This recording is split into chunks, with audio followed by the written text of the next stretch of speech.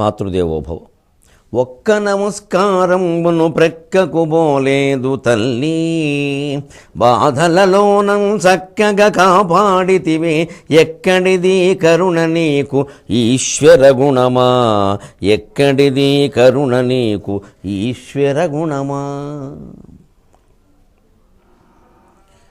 రాజులను బట్టి ప్రజలు, ప్రజలను బట్టి పంటలు అనే సత్యాన్ని మనకు అవగాహన కావిస్తూ ఉన్న మహాభారత కథాశ్రవణం కోసం ఎదురు చూస్తూ ఉన్న భక్తి టీవీ ప్రేక్షక మహాశయులందరికీ కవి బ్రహ్మ, ఉభయ కవి మిత్రుడు తిక్కన సోమయాజ రచించిన ఆంధ్ర మహాభారతం శాంతి పర్వానికి సాగుతున్న సామాజిక వ్యాఖ్యలో 1416 భాగానికి స్వాగతం పలుకుతున్నాం.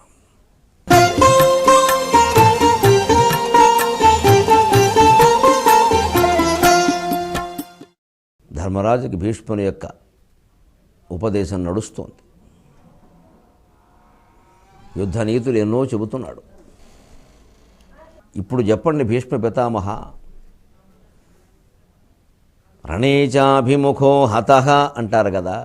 ఎంతోమంది అమాయకులైన సైనికులు యుద్ధాల్లో బలైపోతున్నారు. అది ధర్మయుద్ధమో అధర్మయుద్ధమో కూడా వారికి తెలియదు. రాజు చెప్పాక అందులో పాల్గొనక తప్పదు. మరి అటువంటి పరిస్థితుల్లో యుద్ధంలో చనిపోయిన సైనికులకి కలిగేటువంటి సద్గతి ఎలా ఉంటుంది, లేదా దుర్గత, అసలు గతి ఏమిటి? ద్వావిమౌ పురుషౌ లోకే సూర్యమండల భేదినౌ పరివ్రాడ్యోగయుక్తశ్చ రణే చాభిముఖో హతః. ఇద్దరు మనుషులు చనిపోయినప్పుడు సూర్యమండలాన్ని భేదించుకుని పెడతారట. అంత తేజస్సు ఉంటుంది వాళ్ళకి, అంత దీప్తి ఉంటుంది వారిలో, అంత పుణ్యం. ఆ ఇద్దరు ఎవరంటే పరివ్రాడ్యోగయుక్తశ్చ, పరివ్రాజక మార్గంలో ఉండి సన్యాసులు మహాయోగులు అయిన వారు, ఆ నియమాలన్నీ పాటించిన వారు. కేవలం ఆశ్రమ స్వీకారం చేసిన వాళ్ళు కాదు, కాషాయం కట్టిన వాళ్ళు కాదు. నిజంగా పరమహంస పరివ్రాజకాచార్య అన్నదానికి తగిన వాళ్ళు. ఆ పైన రణేచాభిముఖో హతః, యుద్ధరంగంలో రాజు ఆజ్ఞ ప్రకారం సైన్యంలో పాల్గొని సైన సేనాధిపత్యం వహించవచ్చు, సైనికుడుగా ఉండొచ్చు. ఆ యుద్ధంలో చనిపోయిన వాళ్ళు. ఈ ఇద్దరికీ కూడా సూర్యమండలాన్ని భేదించుకుని పెడతారు. సూర్యమండలాన్ని భేదిస్తే అక్కడ ఏం కనపడుతుంది?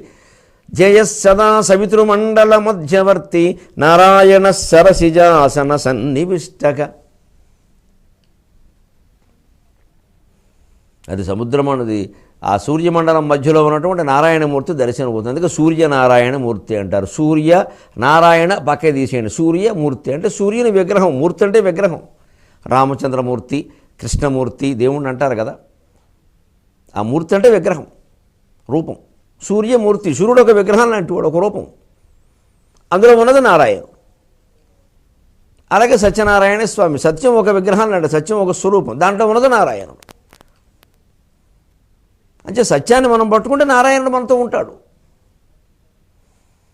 సూర్యదీప్తిని సూర్యమండలంలోకి వెళ్ళగలిగేంత పుణ్యాన్ని సంపాదించుకుంటే ఆ ధీరత్వాన్ని, ధర్మత్వాన్ని, దేశం కోసం త్యాగాన్ని నారాయణమూర్తి మనకు దర్శనమిస్తాడు.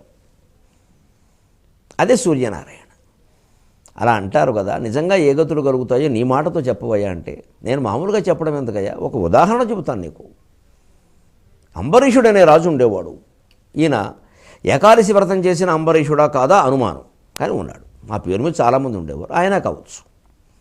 అంబరీషుడు అనే రాజు ఉండేవాడు. ఆయన చేసిన పుణ్యకర్మల కారణంగా స్వర్గానికి వెళ్ళాడు. అక్కడ ఒక దివ్య రథంలో స్వర్గంలో ఉండేటువంటి ఉద్యానవనాల్లో సంచరిస్తున్నాడు. అక్కడ ఆయన కంటే పై మార్గంలో మరో దివ్య విమానంలో సంచరిస్తున్న ఒక వ్యక్తిని చూశాడు. వెంటనే గుర్తుపట్టాడు. జన్మాంతరమైనటువంటి వాసన కారణంగా ఆ వ్యక్తి అంబరీషుడు భూమండలంలో పరిపాలించినప్పుడు ఆయన సైన్యానికి నాయకత్వం వహించిన సేనాధిపతి. ఆయన పేరు సుదేవుడు. చూసి ఆశ్చర్యపడి, నా రాజ్యంలో నా జీతం తిని బతికాడు, నా ఉద్యోగి, నేను యుద్ధం చేయమంటే చేశాడు, ఇతనికి ఎంత పుణ్యమా? యజ్ఞాలు, యాగాలు, ధర్మాలు, త్యాగాలు చేసిన నాకంటే ఇతనికి ఎంత పుణ్యమా? ఇతనేమిటి నాకంటే పై స్థాయిలో విమానంలో ఉన్నాడు అంటే గమనించండి. ఈయన బహుశా ఏకాదశి అంబరీషుడు అయి ఉండడు నా ఉద్దేశం. ఎందుకంటే ఈ అసూయ ఏమిటి? స్వర్గానికి వెళ్ళినా అసూయలు పోవట్లేదు మనుషులు, ఇంకా స్వర్గం ఎందుకండి? కైలాసానికి వెళ్ళాడు గుణనిధి, అక్కడేదో తపస్సు చేశాడు కుబేరుడు కాకముందు. అమ్మవారిని చూసి అసూయపడ్డాడు. ఈవిడెవరు? అయ్యవారి భుజం మీద చేసిందని. అక్కడికి వెళ్ళినా ఇదే, రామేశ్వరం వెళ్ళినా శనేశ్వరం తప్పలేదని. వైకుంఠంలో నారదుడు తుంబురుడు ఇద్దరు సంగీతం పాడారు. తుంబురుడికి విష్ణువు సన్మానం చేయగానే నారదుడు అసూయపడ్డాడు. నారదుడు లాంటి వాళ్ళకి తుంబురుడు లాంటి వాళ్ళకి అసూయలు ఉంటాయా? కైలాసంలో, వైకుంఠంలో, స్వర్గంలో కూడా అసూయలు. ఇంకా ఇంతకంటే అవేవో గొప్పమనుకోవడం ఎందుకు? పని లేక ఏమీ లేదు. ఏసీ 3 టైరు, ఏసీ 2 టైరును. జనరల్ కంపార్ట్మెంట్ ఈ భూమి. కాస్త స్వర్గానికి ఎడితే ఏసీ, ఇంకొంచెం వైకుంఠానికి ఎడితే ఏంటంటే ఏసీ 2 టైరు, కైలాసానికి ఎడితే ఏసీ ఫస్ట్ క్లాస్, అంతే. ఎక్కడికైనా రైలు పెట్లే, ప్రమాదం జరిగితే అన్నిటికీ జరుగుతుంది. దిగే చోట కూడా ఒకటే, ప్లాట్ఫామ్ మీద ఆగుతాయి, నేను బయటేం ఆగవు, అంతే. అంతే అసలు తత్వం తెలుసుకుంటే అసలు ఈ స్వర్గాలు, కైలాసాలు, వైకుంఠాలు మనకు అవసరం లేదు. అది అలాంటి పెట్టాడు. ఇక అసూయ సంగతి చూద్దాం. అసూయపడ్డాడు. అసూయపడి వెంటనే అక్కడ దేవేంద్రుడిని అడిగాడు స్వయం, నాకంటే ఏం చేసాడండి ఆయన ఇంకా పై స్థాయిలో పెడుతున్నాడు. ఇప్పుడు పైన ఎడితే ఏమైనా మళ్ళీ కిందకి రాడా? అదో భావన, అంతే. ఆయనకి ఏమిటండి అంత పుణ్యం అన్నాడు. అప్పుడు వెంటనే ఆయనకి చెప్పాడు, ఏమిటయ్యా, ఆయన దారి వేరు, నీ దారి వేరు. సుదేవుడు, ఒకసారి నీకు గుర్తుందో లేదో మహారాజా, నీ మీద భయంకరమైన రాక్షసులు దాడి చేశారు. లేలగా గుర్తొస్తుంది అన్నారు. ఆయన సుదేవుడని, ఆయన సేనాధిపతి అని ఆ విషయాలు గుర్తున్నాయి. ఆయనకంటే పై స్థాయిలో ఉన్నాడనేది విషయం తెలుస్తుంది. కానీ ఈయనకి ఆయన చేసిన ఉపకారం మర్చిపోయాడు. అలా ఉంటారు మనుషులు.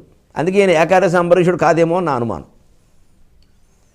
ఆ పాపం ఆయనకి ఇలాంటివి ఉండే అవకాశం తక్కువ, ఆయన మహానుభావుడు కదా. అందుకే సరే, ఏదైతే మనకు ఉదాహరణకి. అందుకని అవునండి, లీలగా గుర్తుంది, అలాగా, అవును. అప్పుడు నీ సొమ్ము ఏం పోయింది? నువ్వు ఆజ్ఞాపించేసావు, యుద్ధం చెయ్యి, సేనాధిపతిని పిలిచి వెళ్ళు, రాక్షసులను ఎదుర్కో, ప్రజల్ని రాక్షస బాధ నుంచి కాపాడడం మన విధి. ప్రాణం ఉంటే ఉంటుంది, పోతే పోతుంది. గెలుపు వార్తతోనే ఇంటికి రావాలి, ఓడిపోయి నువ్వు ఇంటికి రావద్దు. చాలా చాలా విచిత్రంగా ఆజ్ఞాపించండి. ఓడిపోయి రాకూడదండి, ప్రమాదమా? రాజులు అలాగే ఉంటారు. తోసేసాడు ఆయన మీదకి మొత్తం.